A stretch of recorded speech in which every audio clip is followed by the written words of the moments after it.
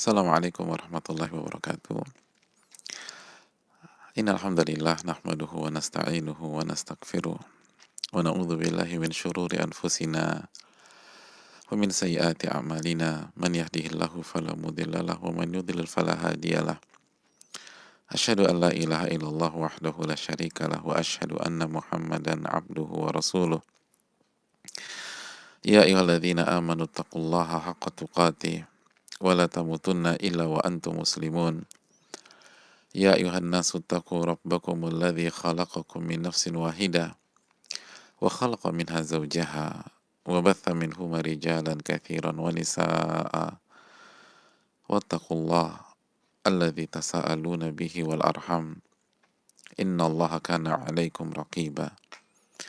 Ya ayyuhalladzina amanu taqullaha wa qulu qawlan sadida yuslih lakum a'malakum wa yaghfir lakum dhunubakum wa man yuti'illah wa rasulahu faqad faza fawzan 'azima. Amma ba'du, saudaraku yang semoga Allah muliakan, Allah berkahi, dan Allah berikan taufik untuk selalu bersyukur. Dan bagi yang sedang sakit, semoga Allah berikan taufik untuk bersabar, lalu ridho terhadap takdirnya. Dan semoga Allah subhanahu wa ta'ala menyembuhkan dan memberikan kesehatannya kembali. Amin ya rabbal alamin. Saudaraku yang semoga Allah muliakan, tidak ada kata yang pantas untuk kita ucapkan pada kesempatan kali ini kecuali bersyukur kepada Allah Subhanahu wa taala yang telah memberikan kita segala macam kenikmatan. Mulai dari kesehatan, mulai dari waktu, dan yang terpenting adalah iman dan Islam. Nikmat yang paling tinggi, nikmat yang akan membuat kita berhasil bukan hanya di dunia tapi juga di akhirat. Oleh karena itu marilah kita syukuri, karena dengan kita bersyukur Allah akan tambah nikmat tersebut. Selanjutnya salawat dan salam semoga senantiasa tertuju kepada junjungan kita, uswah hasanah kita, Nabi kita Muhammadin sallallahu alaihi wasallam beserta para keluarga, para sahabat, dan orang-orang yang istiqomah berjalan di bawah naungan sunnah beliau sampai hari kiamat kelak. Saudaraku yang semoga Allah muliakan, di saat kondisi seperti ini terjadi perubahan drastis dalam kehidupan kita, dalam ekonomi kita, dalam kas keluarga kita, atau perubahan dalam kondisi kesehatan. Ada sebagian kita yang terpapar COVID-19 dan itu berdampak banget pada dirinya dan tentu juga dengan keluarganya. Atau ada penyakit-penyakit lain yang tidak kalah berbahayanya. Pembatasan dan segala macam isu pada hari-hari ini. Saudaraku yang Allah muliakan, rasanya kondisi hari-hari ini semakin membuat kita butuh keterangan, nasihat dari para pakar. Saudaraku yang Allah muliakan, hari ini itu eranya spesialisasi. Setiap orang punya spesialisasi masing-masing. Berbeda spesialisasi, berbeda ekspertis, maka sosok yang berbicara pun berbeda.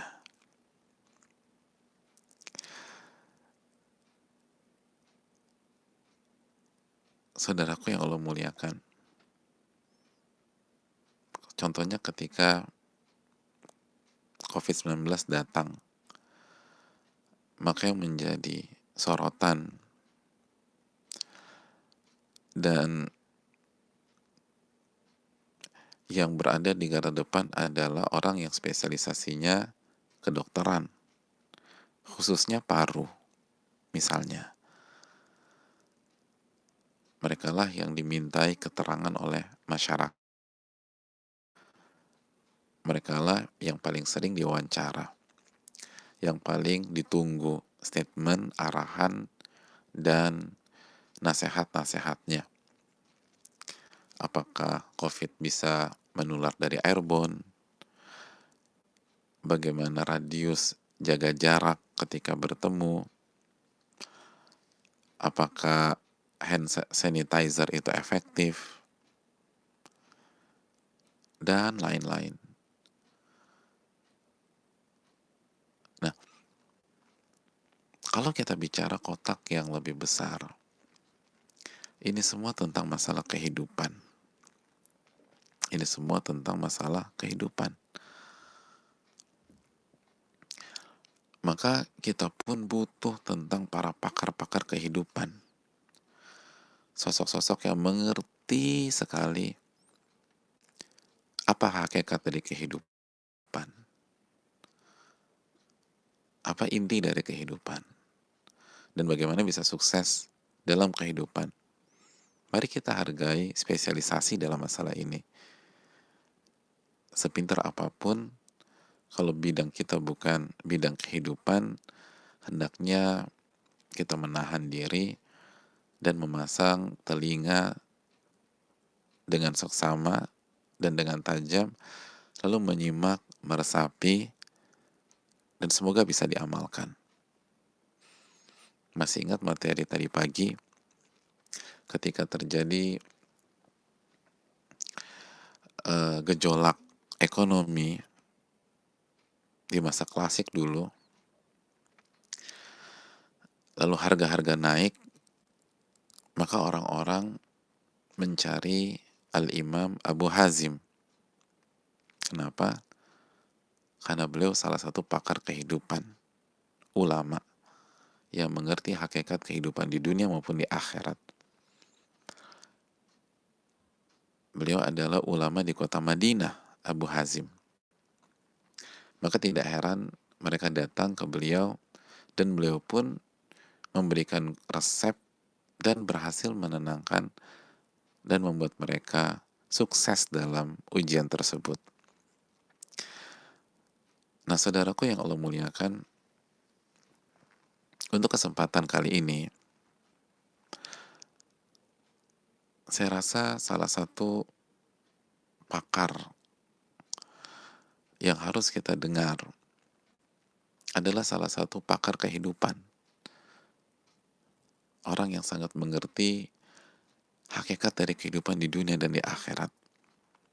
Seorang ulama besar yang bernama Al-Imam Ibnu Hazm Al-Andalusi. Nama yang tidak asing lagi. Sampai-sampai sosok yang lahir di tahun 384 ini dan wafat tahun 456 ini, 456 Hijriyah. Jadi antara abad keempat dan abad kelima beliau, Hijriyah, 384 sampai 456. Itu dipuji setinggi-tingginya oleh para ulama. Tentu saja pujian masih dalam ranah kemanusiaan. Seperti yang dikatakan Al-Imam Al-Zahabi, salah satu ulama mazhab Syafi'iyah ini, salah satu pakar, itu menyatakan Al-Imam Ibnu Hazm itu Al-Imamul Auhad. Seorang imam yang gak ada tandingannya di masanya. Al-Bahr, kata Imam Zahabi. Ilmunya ibarat samudra. Subhanallah. Ilmunya ibarat samudra. Belum lagi yang dikatakan oleh Al-Imam Ibnu Muflih dan Al-Imam Jalaluddin As-Suyuti. Dua ulama ini sepakat Al-Imam Ibnu Hazm itu ilaihil muntaha fidz zaka. Beliau itu adalah puncak dari kejeniusan. Allahu Akbar. Al-muntaha fidz zaka, puncak dari kecerdasan dan kejeniusan. Kalau Anda ingin melihat orang paling jenius, paling cerdas, lihat Al-Imam Ibnu Hazm. Dan yang mengatakannya ini jenius-jenius semua. Al-Imam Muflih itu kurang jenius apa? Al-Imam Suyuti itu kurang jenius apa? Jadi para pakar yang bilang, ini sosok, ini puncaknya kejeniusan. Oke, mungkin kita S2 luar negeri, tapi apakah kita dinobatkan sebagai orang yang punya kejeniusan level puncak? Apakah kita orang paling cerdas pada hari ini? Saya rasa tidak. Kita profesor, tapi apakah kecerdasan kita puncak kecerdasan? Saya rasa kita harus berpikir ulang. Tapi bukan beliau yang mengklaim, tapi ulama-ulama yang cerdas-cerdas juga yang mengatakan al-muntaha fidz dzaka. Dan yang menariknya, beliau adalah orang yang sangat zuhud, kata para ulama, dan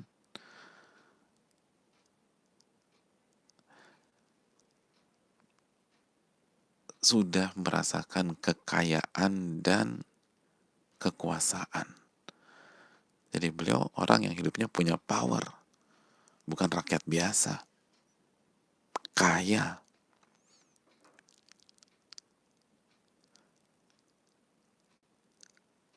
Dan ini penting. Jadi kesimpulan beliau itu perlu kita pertimbangkan, karena ini kejeniusan digabungkan dengan pengalaman hidup, digabungkan dengan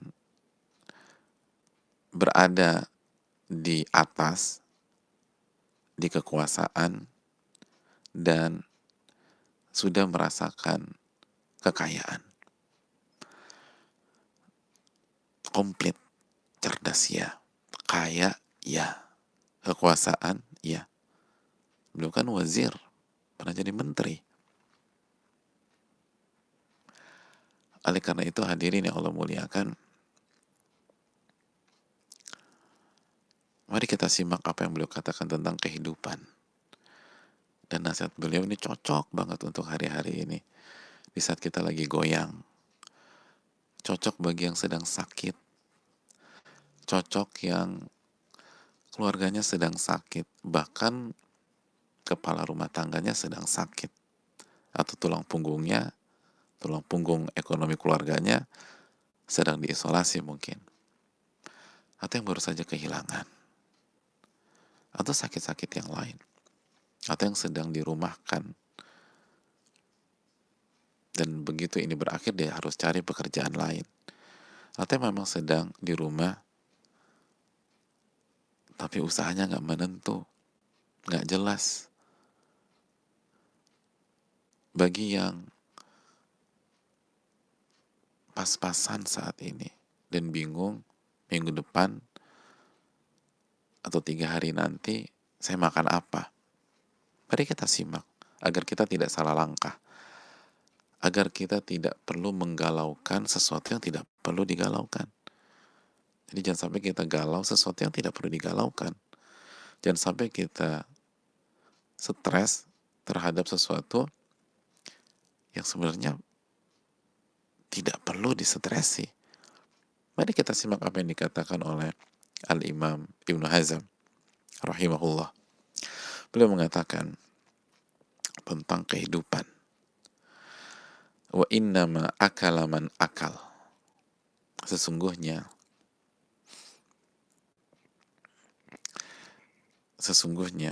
seseorang ketika memakan sebuah makanan. Wa syariba man syarib, dan ketika meminum suatu minuman. Wa nakaha man nakah, dan ketika menikahi seorang wanita atau seorang pria. Wa labisa man labis, dan ketika seseorang memakai sebuah pakaian atau busana.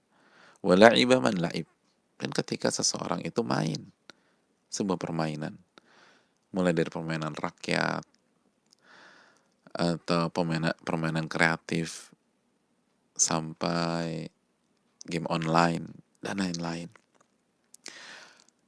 Waktanna maniktan, dan pada saat yang bersembunyi itu bersembunyi.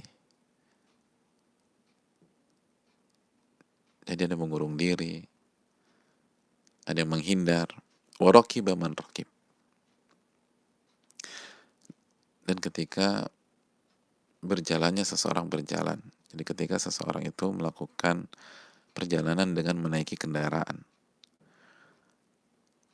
Wa masya man masya, wa tawadda'a man tawadda'a, dan ketika seseorang itu berjalan atau pergi ke tempat lain. Untuk apa sih mereka lakukan itu semua? Sekali lagi, untuk apa mereka melakukan itu semua? Itu poinnya. Jadi kalau kita ulang ucapan beliau, saya bacakan langsung kata demi katanya karena ucapan ulama-ulama besar seperti ini sayang untuk kita lewatkan atau kita riwayatkan dengan makna. Jadi untuk apa sih seseorang itu makan? Gitu.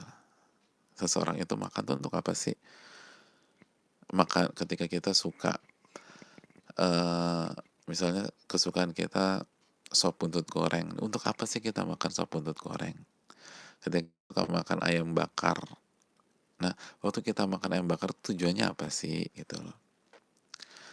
Ketika kita kesukaannya eh, jeruk murni, nah kenapa sih kita minum jeruk murni gitu loh? Kita sukanya gado-gado, nah untuk apa sih? Kenapa tuh? Lo mau makan apa bro? Gue pengen gado-gado. Ah kenapa tuh gado-gado yang dipilih gitu loh? Itu kenapa kata Imam Ibn Hazm? Wanaka manaka. Dan kenapa kita menikah dengan seseorang? Kita tertarik dengan seseorang, lalu mencintai seseorang atau mengagumi seseorang dan kita ingin menikah dengan dia. Kita ingin menikah dengan wanita idaman kita atau pria idaman kita. Kenapa sih Anda pengen nikah dengan dia? Wala bisa labis. Dan kenapa seseorang capek-capek hunting bahan gitu ya, ibu-ibu sampai pergi ke Majestic kalau orang Jakarta, atau ke Tanah Abang, eh, atau ke tempat-tempat bahan yang lain gitu loh. Atau misalnya eh, beli dan pengennya tampil beda gitu loh. Ada yang kalau merah di atas semua merah sampai di bawah. Itu apa sih tujuannya? Tujuannya tuh apa? Sampai demikian. Pengen nyari motif yang beda gitu loh. Milihnya sampai lama. Walaib man laib. Kenapa orang itu main gitu loh. Sekarang orang bisa berjam-jam main game online tuh kenapa? Apa sih yang mereka cari gitu loh. Apa yang mereka cari? Terus ada yang bersembunyi, nggak mau tampil. Terus mereka nyari apa sih? Atau ada yang hobinya itu baman rokib, koleksi mobil. eh Orang udah pakai mobil keluaran 2020, 2019, dia tetap dengan mobil-mobil antiknya, mobil-mobil kunonya. Atau ada orang yang memang hobinya naik mobil yang sangat nyaman yang dikeluarkan oleh pabrikan-pabrikan Eropa. Atau justru dia naik mobil supercar yang sebenarnya lebih bising daripada harga mobil kita yang standar gitu. Lebih bising, lebih ribet kalau ketemu polisi yang lagi tidur dan seterusnya. Kenapa sih mereka naik mobil itu? Atau mungkin touring. yang suka motor misalnya gitu, kenapa orang tuh hobi banget naik Vespa atau naik motor gede gitu loh, itu kenapa? Ada yang suka jalan, suka lari gitu loh, suka Iron Man gitu kan kalau sekarang. Jadi kenapa sih mereka gitu? Ada yang suka sepeda, nah ini lagi in gitu loh. Mau yang sepeda keluaran Inggris yang itu dan yang lain sebagainya. Jadi kenapa? Ada apa itu semua? Nah menariknya ternyata dari semua kotak-kotak itu, kata Imam Ibnu Hazm, dan ingat beliau pakar kehidupan, ini yang sebentar lagi menjelaskan, sekali lagi adalah sosok yang kejeniusannya mencapai puncak kejeniusan, kata Imam Ibnu Muflih, digabung dengan ilmu agama yang kuat. Ini hafidhon gitu loh, faqih, pakar fikih, lalu sangat kuat dalam ilmu hadis dan sudah merasakan kekayaan dan kekuasaan dan zuhud. Nah, apa tujuan itu semua? Lihat turudu'an anfusihim ham adda di hadhil af'al wasairul humum. Tujuan mereka semua melakukan itu untuk mengusir kesedihan yang lahir kalau mereka tidak mengerjakan hal-hal tersebut atau kesedihan-kesedihan yang lain. Iya, mengusir kesedihan atau dalam bahasa yang lain mencari kebahagiaan dan ketenangan. Karena itu lawan dari kesedihan, kebahagiaan, dan ketenangan. Jadi ternyata semua yang dilakukan manusia itu tujuannya agar biar tenang, biar bahagia, dan biar nggak sedih. Subhanallah. Dan ini ijma' seluruh manusia, kata Ibnu Hazm rahimahullah. Jadi bukan hanya ijma' ulama, ijma' manusia. Beliau katakan, alladhi huwal matlubun nafisul ladhi ittafaqa jami'u naw'il insan. Tujuan ini adalah tujuan yang paling besar, paling mewah, nafis, paling berharga yang disepakati seluruh jenis etnis manusia. Semuanya sepakat itu. Semua sepakat. Intinya itu nyari ketenangan. Intinya nyari kebahagiaan. Intinya biar nggak sedih. Allah. Jadi orang ngejar uang, koleksi mobil mewah, koleksi mobil klasik, hobi sepeda, lari, ada yang berenang, ada yang menggabungkan ketiga olahraga itu sehingga dia jadi Iron Man. Main game,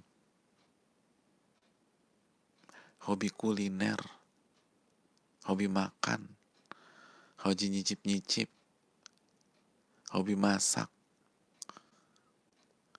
hobi belanja, hobi jahit, semuanya itu cuma cari ketenangan dan kebahagiaan dan gak mau sedih, itu aja. Gak mau sedih. Dan itu real. Saya tahu ada banyak orang itu kalau lagi sedih, lagi stres, belanja, beli sana beli sini. Begitu selesai, bingung dia, kenapa gue belanja ya? Pokoknya kenapa? Pokoknya pengen hilangin kesedihan aja. Subhanallah. Saudaraku yang Allah muliakan,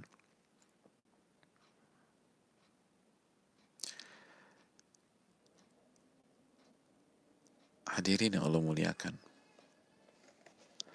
Jadi ini semua ternyata untuk satu keinginan yang mulia. Untuk satu keinginan yang mulia. Lalu apakah berhasil? Tunggu dulu. Kita lanjutkan. Beliau mengatakan, fa'lam, ketahuilah, annahu matlubun wahid wa huwa tardul ham wa laysa lahu illa tariqun wahid. Ketika kita sepakat semua yang dikerjain manusia sampai lupa pulang, lupa tidur, lupa ngapa-ngapain. Nah itu kan orang kalau main game lupa semuanya. Orang tuh kalau udah olahraga segala macam tuh lupa semuanya. Orang kalau udah hobi makan, gitu, hobi belanja, lupa udah. Ibu-ibu kan kalau belanja lupa suaminya, anaknya belum pada makan tuh lupa. Oh iya, belum pada makan, udah makan-makan dulu. Cari food court gitu. Sama kayak bapak-bapak. Kalau bicara mobil, udah nonton bola, udah lupa semuanya deh. Nah, kata Al-Imam Ibnu Hazm, ini penting. Gimana caranya? Illa thariqun wahid. Ternyata cara mendapatkannya cuma satu. Cuman satu, nggak ada dua. Satu. Hanya satu. Apa yang satu itu? Wahuwal amalu lillah. Beramal soleh. Dan amal soleh itu dipersembahkan kepada Allah. Amal soleh, lalu amal soleh itu dipersembahkan kepada Allah. Qul inna solati wa nusuki wa mahyaya wa mamati lillahi rabbil alamin. Sesungguhnya solatku, sesembelihan dan ibadahku, hidupku dan matiku, aku persembahkan kepada Allah. La syarikalah. Tidak ada sekutu, tidak ada kesyirikan, hanya tauhid. Wa bidzalika umirtu. Dan ini yang diperintahkan kepada diriku. Dan aku termasuk orang-orang yang pertama kali Muslim. Surat Al-An'am ayat 162.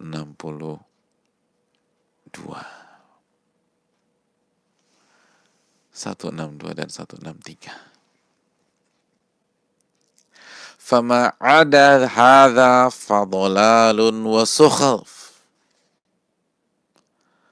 Beliau agak tajam setelah itu. Kata beliau, adapun selain ini, maka itu salah jalan. Masya Allah. Salah jalan. Walaupun banyak penggemarnya. Banyak penggemarnya. Walaupun banyak yang menggandrunginya. Itu salah jalan. Saudaraku yang Allah muliakan.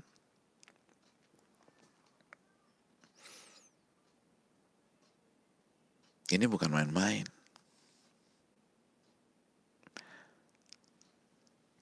Jangan cepat-cepat tidak setuju dengan beliau.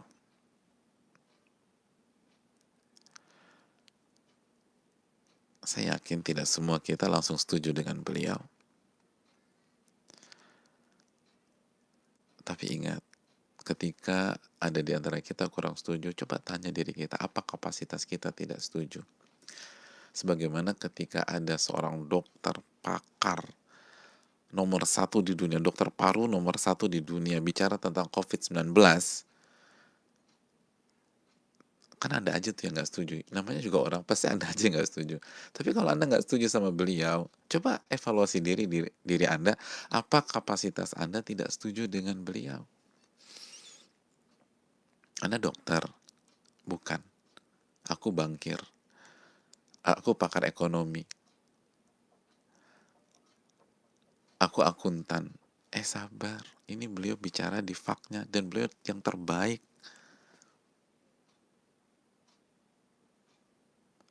Beliau yang terbaik. Sama ketika orang atau profesor jantung terbaik di dunia bicara tentang jantung. Beliau jelaskan mengapa terjadi serangan jantung, apa yang menyebabkan terjadi apa penyebab diputuskannya operasi bypass. Ya namanya manusia kan pasti aja ada yang nggak setuju. Tapi sebelum Anda nggak setuju, apa kapasitas Anda? Anda pernah belajar tentang jantung? Enggak. Background pendidikan Anda apa? Teknik mesin.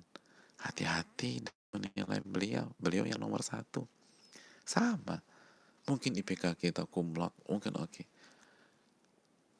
Tenang dulu. Yang berbicara ini pakarnya. Ibnu Hazm rahimahullah. Imam besar. Kata Imam Zahabi, Al-Imamul Auhad. Imam yang tidak ada tandingannya di masanya. Ilaihil muntaha fi dzaka. Beliau adalah simbol dari puncak kecerdasan dan kejeniusan. Lalu menguasai Al-Quran dan hadis.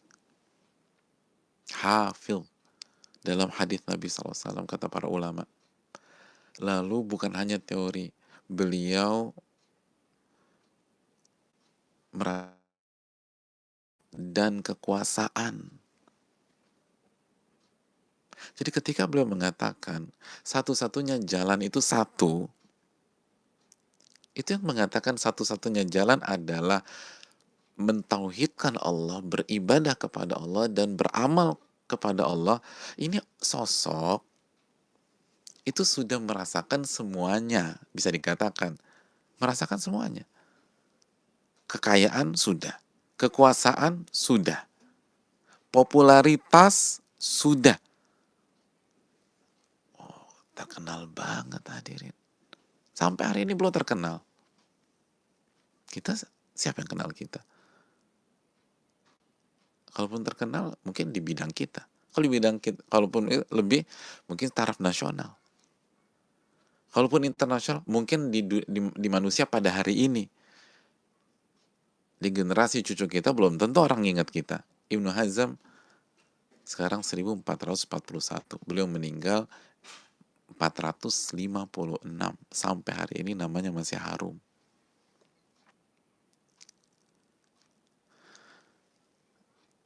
Beliau bicara di bidangnya. Beliau nggak bicara tentang teknik mesin. Beliau tidak bicara tentang kerangka bangunan. Beliau nggak bicara tentang teknik sipil. Beliau nggak bicara tentang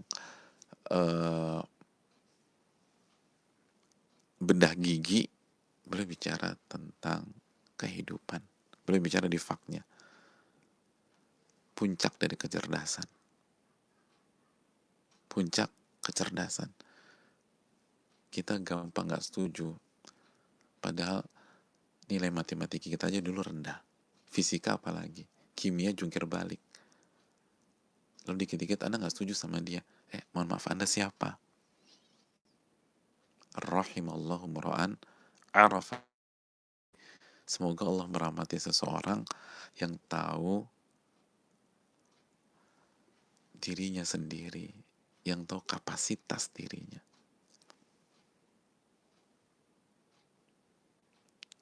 Puncak kecerdasan dan kejeniusan. Menguasai Al-Quran dan hadis.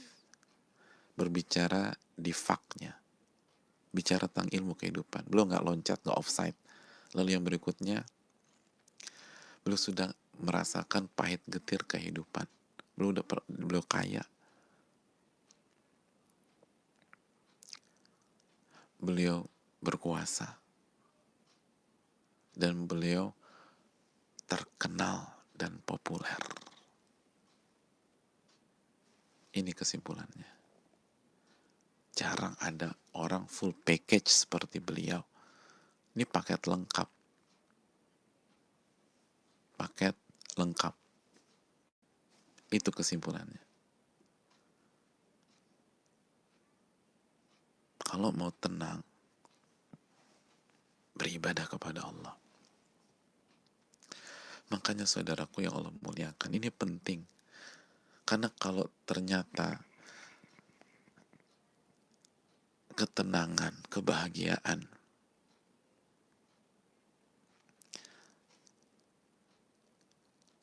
itu didapatkan dengan kesehatan, maka saudara-saudara kita yang sakit, baik COVID-19 atau yang lain, maka mereka udah gak ada kesempatan untuk tenang dan bahagia.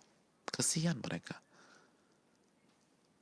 Kalau saya tidak setuju, karena saya yakin saudara-saudara kita yang terpapar COVID-19 dan penyakit-penyakit yang lain, yang kanker, yang autoimun, yang gagal ginjal, yang paru, yang TB, dan seterusnya, itu layak untuk tetap bahagia. Dan saya tahu banyak dari mereka yang lebih bahagia daripada yang sehat, lebih tenang daripada yang sehat, lebih jarang sedihnya daripada yang sehat. Kalau ini diukur dengan kekayaan, maka itu sama saja mengatakan saudara-saudara kita yang miskin, yang sekarang jobless, yang di PHK, yang dirumahkan, maka tertutup kesempatan mereka untuk tenang dan bahagia. Divonis akan sedih terus. Kalau saya pribadi tidak setuju. Dan saya yakin semua yang punya hati nurani tidak setuju.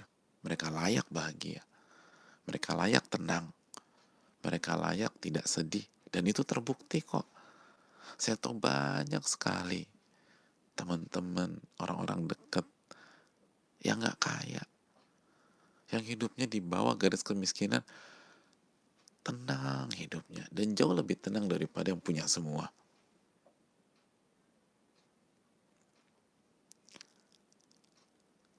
Intinya amal soleh, ibadah kepada Allah. Dan yang dikatakan Al-Imam Ibnu Hazm bukan hanya dari pengalamannya saja. Ini ramuan komplit. Pengalaman hidup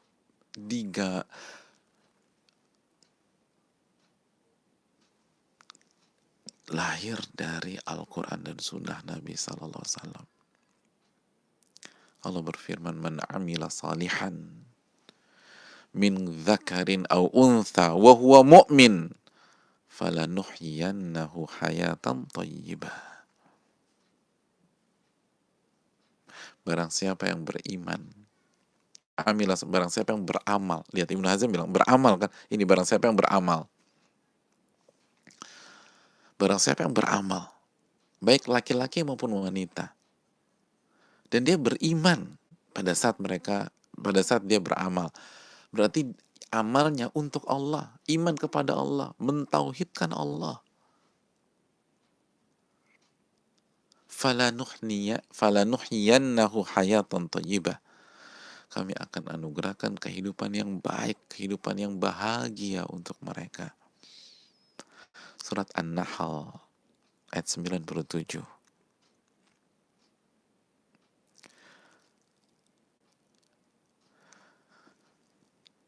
Jadi Al-Imam Ibnu Hazm bukan asal bicara.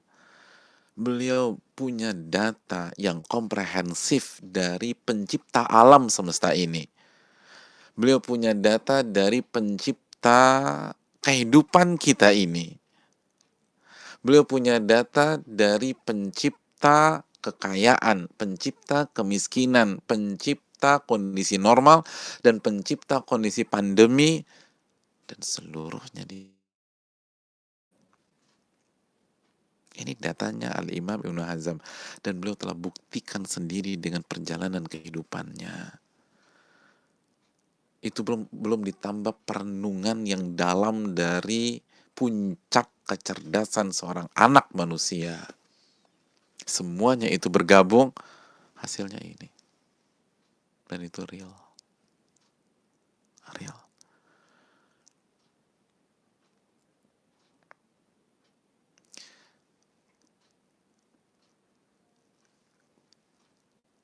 Dan konsep inilah yang membuat kita selalu optimis dalam kondisi-kondisi seperti hari ini. Konsep inilah atau fakta inilah yang membuat Allah itu maha adil. Alaihissallahu biahkamil hakimin. Bukankah Allah pemutus yang paling bijak dan adil? Karena kalau parameternya sehat dan begitu sakit, maka pintu mendapatkan ketenangan, kebahagiaan terkunci, maka Allah nggak adil.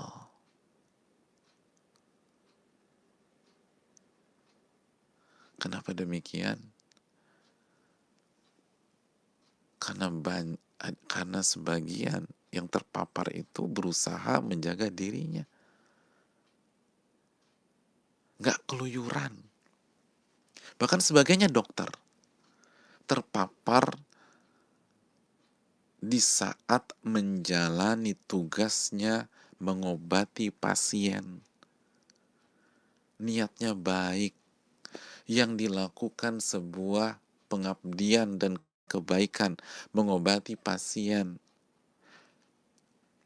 dan bidangnya nggak ada kaitannya dengan COVID-19 misalnya.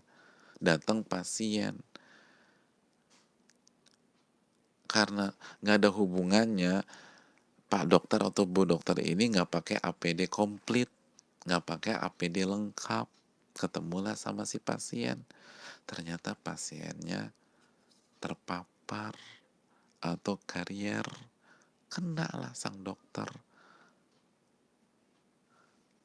jatuh sakit. Di waktu yang sama, ada banyak orang yang meremehkan, yang keluyuran, yang masih nongkrong-nongkrong, yang nganggap remeh, yang ketika dinasihatin dia bilang nyawa-nyawa gua, sampai hari ini nggak kena-kena. Sampai hari ini kalau dites swab negatif. Makanya wajar banyak orang mengatakan Tuhan tidak adil, Allah nggak adil. Kenapa mereka bukan wajar apa-apa? Kenapa mereka mengatakan demikian? Karena mereka tidak mengerti faktanya. Mereka pikir kesuksesan atau keberuntungan itu kalau sembuh atau kalau sehat. Dan kalau sakit maka harus duduk di kursi pesakitan. Itu asumsi, bukan fakta. Orang yang mengerti kehidupan nggak bilang demikian. Ibnu Hazm nggak bawa-bawa kekuasaan beliau, padahal beliau punya kekuasaan di zamannya. Al-Imam Ibnu Hazm nggak bawa-bawa kekayaannya, padahal bisa aja beliau bilang gitu. Satu-satunya cara kekayaan. Kenapa? Karena saya kaya. Jadi bagi saudara-saudaraku yang dirumahkan, yang di PHK, yang omset turun, yang bingung mau ngapain, yang harus keluar rumah karena nafkahnya adalah upah harian, itu pun benar-benar terjun bebas hari ini.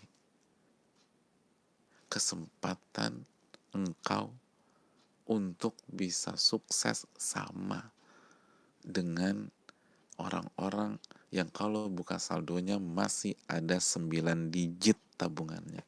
Kenapa? Karena tolak ukurnya bukan itu. Tolak ukurnya adalah beramal soleh, doa, ibadah, beriman kepada Allah. Itulah lagi-lagi kita ingat materi sebelumnya, ala inna awliya Allah la khaufun alaihim walahum yahzanun alladzina amanu wa kanu yattaqun. Kemarin kita pelajari, sesungguhnya wali Allah tidak ada rasa takut dan tidak ada rasa sedih. Siapa mereka? Orang-orang yang beriman dan bertakwa kepada Allah. Beriman dan bertakwa kepada Allah.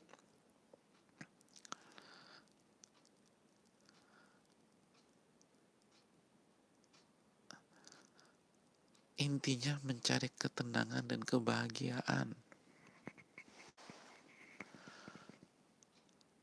Intinya bukan sehat, kaya, berada di atas. Enggak. Saudaraku yang Allah muliakan, kalau parameternya kekayaan,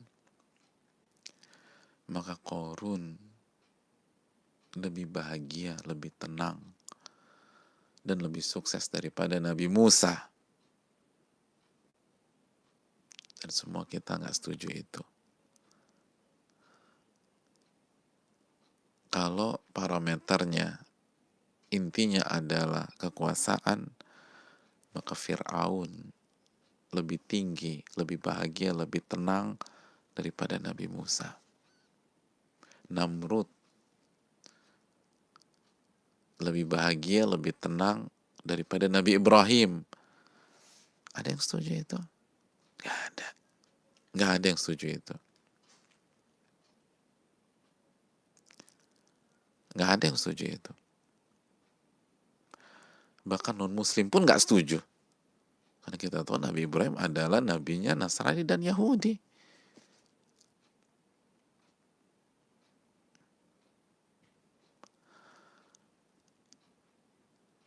Dan kalau intinya kesehatan, maka kita-kita yang gak pernah sakit, kita-kita yang gaya hidupnya bagus, yang workoutnya oke, makanannya bergizi, jaga eh, kadar lemak dalam tubuhnya, masa ototnya sangat dijaga, berarti lebih tenang, lebih bahagia daripada Nabi Ayub. Dan semua setuju. Nabi Ayub lebih tenang, lebih bahagia daripada mereka. Padahal Nabi Ayub sakit-sakitan dan parah sakitnya. Inilah yang mengangkat lagi optimisme kita. Kalau gitu apa alasan kita stres ketika nggak punya uang? Karena bukan itu parameternya. Kan kalau kita usut terus, oke, kenapa orang cari uang? Salah satunya kan untuk menenangkan hatinya di hari esok atau di masa yang akan datang. Setelah dia makan atau memenuhi kebutuhan pokoknya hari ini, kan begitu. Jadi mentok-mentoknya tenang dan bahagia juga, dan nggak galau. Bukan itu, bukan. Bilal tuh nggak punya uang, saudaraku. Bilal nggak punya uang. Wong budak beliau di Mekah sebelum dimerdekakan oleh Abu Bakar As-Siddiq radhiyallahu taala. Bilal mana budak mana punya uang, tapi beliau bahagia, beliau tenang, beliau nggak pernah galau.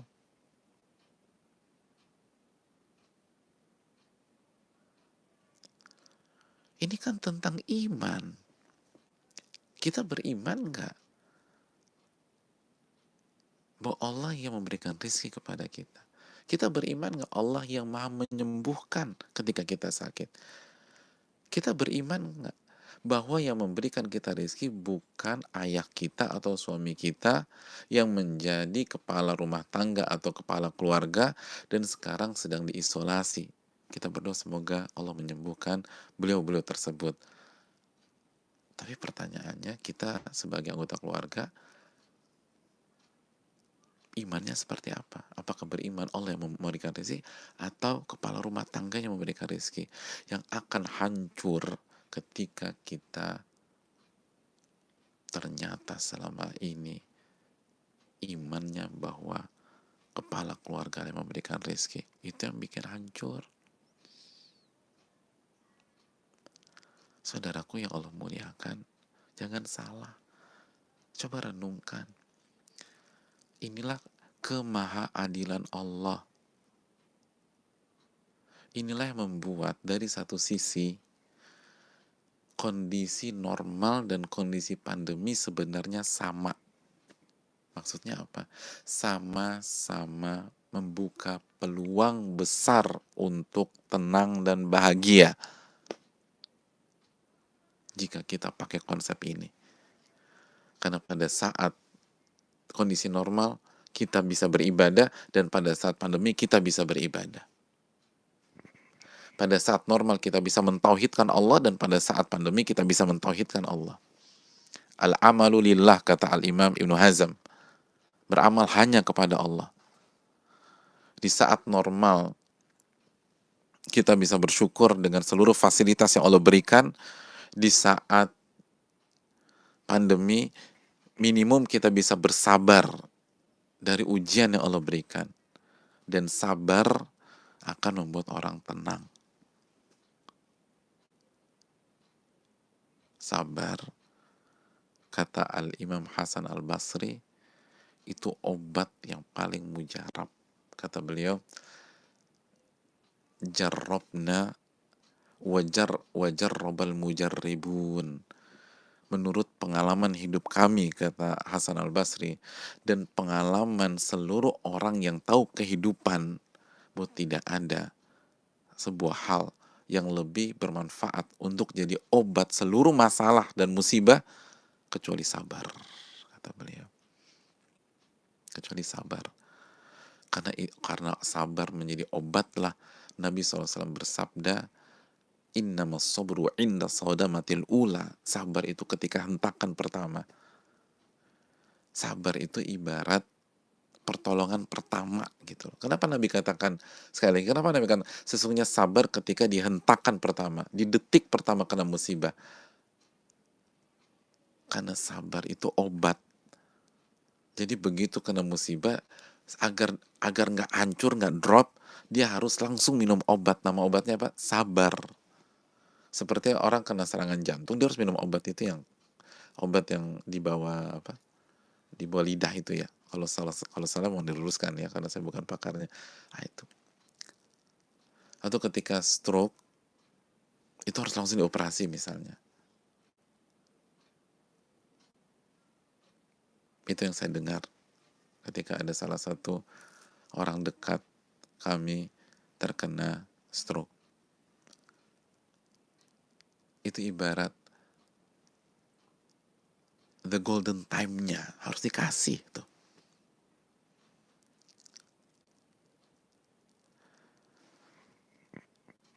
Saudaraku yang Allah muliakan, atau serangan jantung harus pasang ring misalnya. Begitu dapat kesabaran, nyaman, tenang. Allah tolong. Innallah ma'as-sabir. Allah bersama orang-orang yang sabar. Kalau Anda udah sabar, Allah bersama Anda. Mungkinkah galau hadirin? Ya nggak mungkin lah. Oh, Allah bersama dia. Allah bersama dia. Semua di cover sama Allah. Jadi satu-satunya adalah dengan beramal kepada Allah Subhanahu wa Ta'ala. Coba kembali tenangkan diri kita. Kembali evaluasi. Jangan terbawa hiruk pikuk kekacauan atau kegalauan berita dan isu. Tenangkan dan lebih percayalah kepada Allah dibanding kepada pembawa berita atau berita yang kita nggak tahu siapa narasumbernya itu juga. Dzalikal kitabu la raiba fi hudal lil muttaqin. Kitab ini tidak ada keraguan sama sekali sebagai petunjuk orang-orang yang bertakwa. Dan di antara isi Al-Quran yang kata Allah tidak ada keraguan, yang kata Allah petunjuk bagi orang-orang bertakwa, adalah surat An-Nahl ayat 97 tadi, man amila salihan min dzakarin aw untha wa huwa mu'min falanuhyiyannahu hayatan thayyibah. Barang siapa yang beramal soleh, baik laki-laki maupun wanita, dan dia beriman, lihat, beramal soleh beriman, mau kaya kayak, mau miskin kayak, mau sehat, mau sakit, mau negatif swab, mau positif swab, beriman dan beramal soleh, kami akan berikan kehidupan yang baik dan bahagia.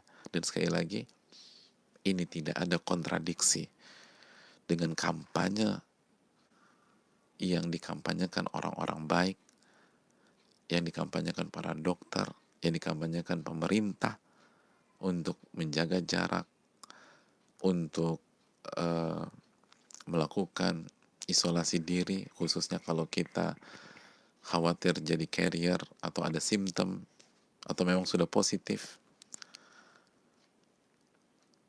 melakukan social distancing atau physical distancing.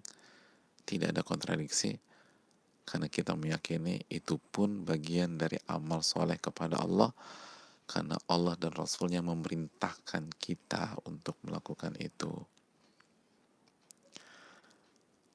Semoga kita bisa mendapatkan taufik dari Allah. Ini bisa disampaikan. Wassalamualaikum warahmatullahi wabarakatuh. Kita buka beberapa saat untuk sesi tanya jawab. Barang siapa yang bertanya atau mengkoreksi, saya berikan kesempatan. Ya, eh, pertanyaan.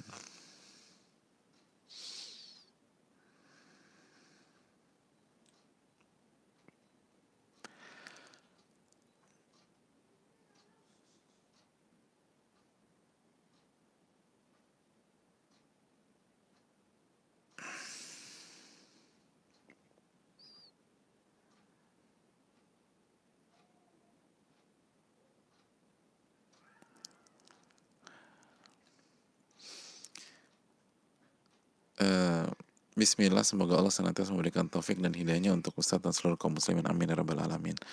Izin bertanya Ustadz, sebelum ada himbauan dari pemerintah untuk physical distancing atau jaga jarak fisik ya dalam kita bersosial, saya mempunyai jadwal rutin untuk berkunjung ke rumah orang tua. Namun semenjak himbauan tersebut keluar, saya memutuskan untuk sementara tidak berkunjung ke rumah orang tua. Apakah yang saya lakukan salah?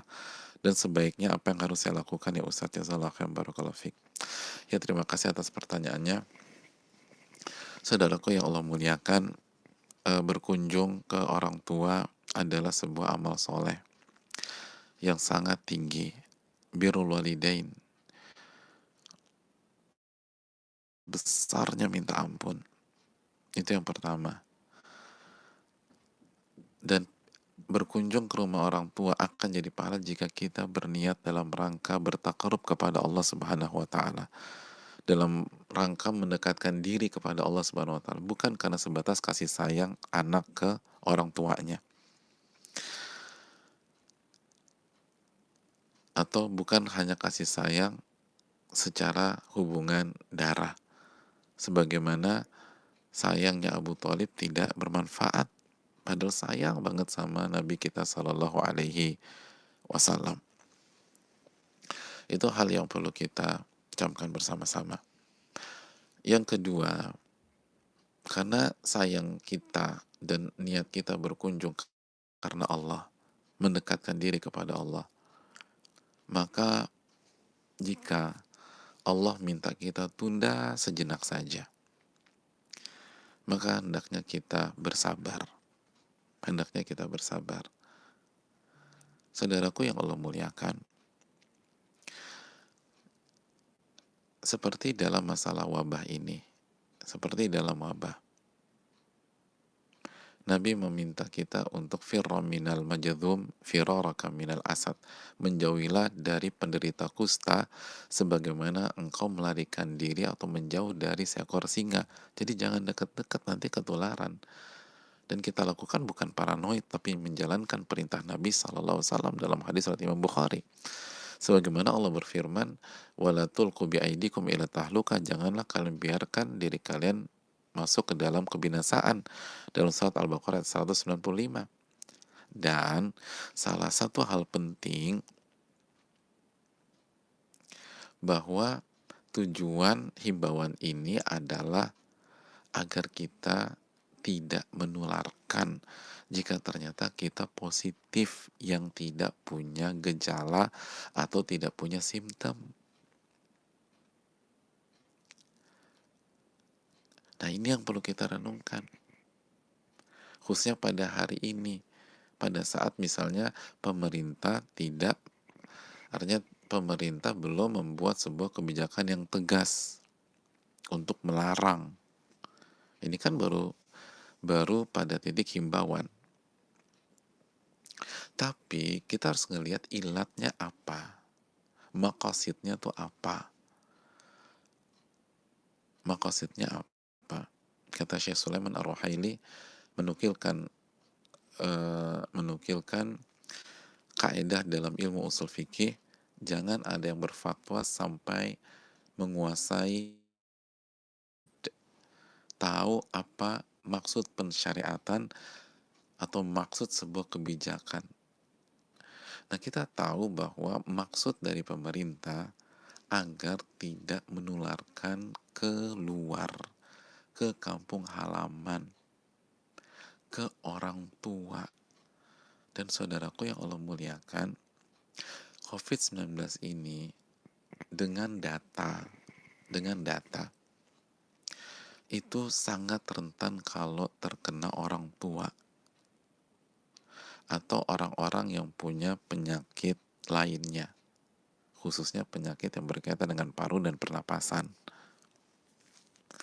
Adapun anak-anak muda, apalagi anak kecil ya, itu justru berbeda pembicaranya dengan orang tua. Bahkan sebagian pakar mengatakan anak kecil salah satu karier yang paling paling harus dijaga, ya paling harus di eh, diawasi. Begitu juga anak muda setelah itu. Jadi mungkin kita baik-baik aja, tapi yang jadi masalah kalau kita bawa itu virus ke orang tua kita. Gimana kita bertanggung jawab di hadapan Allah Subhanahu wa taala? Nabi SAW bersabda, la darar wa la dirar. Tidak boleh memudaratkan diri sendiri dan orang lain. Sekali lagi, tidak boleh memudaratkan diri sendiri dan orang lain. Tidak boleh memudaratkan diri sendiri dan orang lain. Hadis surat Imam Abu Daud. Nah, kalau memudaratkan orang yang kita nggak kenal aja nggak boleh, apalagi dengan ya dengan hal yang kita lakukan, kita menyebarkan atau memindahkan virus ke orang tua kita. Dan orang tua kita sistem imunnya nggak kayak kita positif tapi fine-fine aja. Mereka sudah lansia, imunnya jauh di bawah, belum lagi mungkin imannya nggak kuat. Bukan maksud suudzon, tapi kan orang tua kita kan macam-macam. Ada banyak cerita orang tuanya belum sholat, orang tuanya belum dekat sama Allah. Kalau orang tuanya imannya mantap, tauhidnya kuat, tawakalnya masya Allah, itu sangat membackup ketika imunnya turun misalnya. Tapi kalau orang tua kita dua-duanya rapuh, ya hati-hati hadirin sekalian. Oleh karena itu yang perlu kita pertimbangkan. La darar wa la dirar, tidak boleh memudaratkan diri sendiri atau orang lain. Itu benar-benar tolong dijaga. Kan juga ada ya pertanyaan yang belum terjawab, ada yang orang tuanya sakit gitu loh. Nah itu apalagi orang tuanya sakit. Ini bukan hanya sebatas berpikir menjenguk, tapi bisa nggak dipastikan kita itu negatif gitu, itu kan susah. Aku udah tes swab Pak Ustadz. Kapan hasilnya? Kemarin. Oh iya, tes swab itu katanya itu kan 5 harian ya, atau mungkin bisa lebih cepat dikit, 5 hari. Bisa jadi habis tes swab 2 hari kemudian kita justru kena, karena kita harus masih keluar, karena kita mungkin harus tetap mencari nafkah. Jadi nggak ada yang bisa jamin. Kemarin salah satu pakar bilang ini, mengatakan, oke, misalnya Anda negatif, Anda isolasi diri, tapi begitu Anda menuju kampung halaman, Anda naik umum, kenanya di situ. Siapa yang bisa jamin? Ini yang perlu kita renungkan hadirin sekalian. Allah ta'ala bisawab.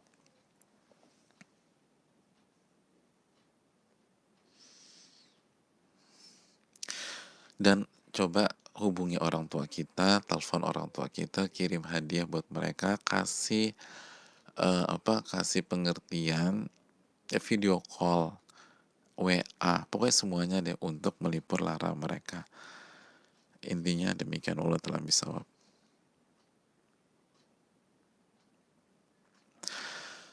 Bismillah, semoga Allah mudahkan untuk dijawab. Alhamdulillah, kayaknya doanya dikabulin nih sama Allah Subhanahu wa taala. Assalamualaikum Ustaz. Waalaikumsalam. Semoga Ustadz dan seluruh muslim selalu berada dalam lindungan Allah. Amin ya rabbal alamin. Bagaimana jika kita sudah berusaha untuk beriman dan sabar dan mengamalkan ilmu yang telah disampaikan, namun seringkali jatuh lagi, nggak sabar, ngeluh, meninggikan suara dan lain-lain, dan menyesal setelah itu. Mohon nasihatnya Ustadz, apakah ini berarti kita gagal dalam mengamalkan ilmu, dan apakah Allah akan semakin mengadab dengan kondisi yang jatuh bangun terus? Syukran jazakallahu khairan wa iyyakum. Saudaraku yang Allah muliakan, mengejawantahkan iman dan tauhid itu tidak mudah.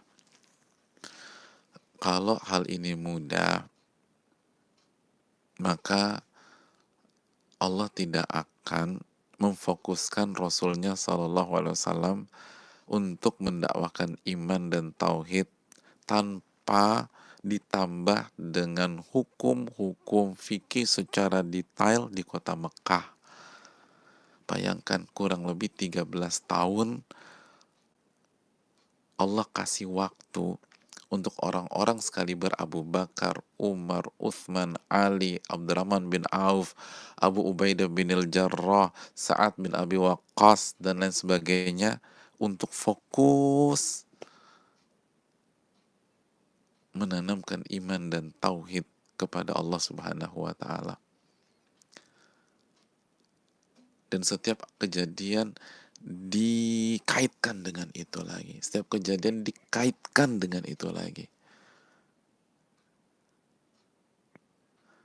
Setiap kejadian, bahkan yang gak ada hubungannya dengan umat Islam pun dikaitkan sama Allah Subhanahu wa taala. Kan itu awal-awal surat Ar-Rum ketika Romawi kalah.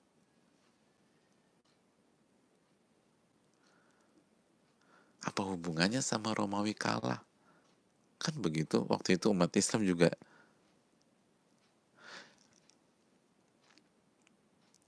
semua dikaitkan dengan iman.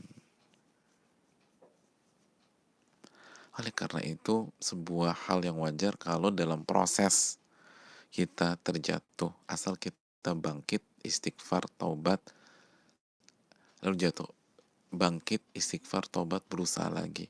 Semua proses demikian. Ya kayak bayi lah, saudaraku yang Allah muliakan. Kan gak ada bayi yang begitu lahiran bisa langsung jalan, lari, roll ke depan, roll ke belakang. Gimana caranya dia bisa jalan dan lari dengan keseimbangan yang sempurna setelah dia mengalami proses yang jatuh bangun. Jadi proses jatuh bangun memang semuanya. Dan kita nggak ada selesai-selesainya. Termasuk kita-kita yang lebih dulu belajar. Karena Nabi mengatakan kullu bani Adam khata, setiap anak Adam banyak melakukan kesalahan. Dan sebaik-baik mereka adalah yang paling banyak bertobat kepada Allah Subhanahu wa taala. Ya, saya rasa cukup sampai di sini. Terima kasih banyak. Semoga Allah memberikan kita ilmu yang bermanfaat. Doa terus hadirin dan saudaraku. Allahumma inna nas'aluka ilman nafi'an wa na'udzubika min ilmin la yanfa'. Ya Allah, berikanlah kami ilmu yang bermanfaat dan lindungilah kami dari ilmu yang gak bermanfaat, dan doakan bangsa ini, doakan agar kita semua diberikan kesehatan, keselamatan, karena Nabi yang menyuruh kita untuk meminta keselamatan.